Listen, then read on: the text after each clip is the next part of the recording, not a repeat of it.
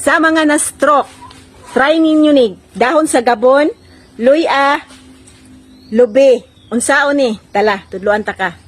Pabukalan ang gabon, unya na siya una pag magpula na kayo iyang sabaw. Inito na to ning luya langga sa kalayo. Ayaw lang pud siya paiga. Bali-baliha. Ang kaning lube, imo ni siyang lutoon para mugawas ang uwel. Mangguron ang luya, kay ang ihang duga mo ato ang gamiton.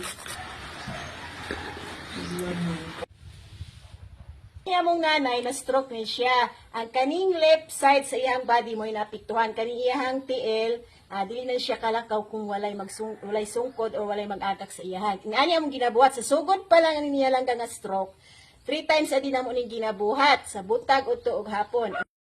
Towel o katong gipakuluan nga gabon. Imo ni siyang i-warm compress. Atas sa luya mo na po imuhang haplas.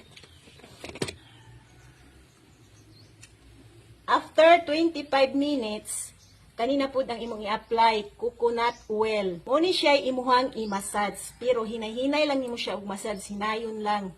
Among nanay, naulian na ni siya, makalakaw na, mudalaga na gani.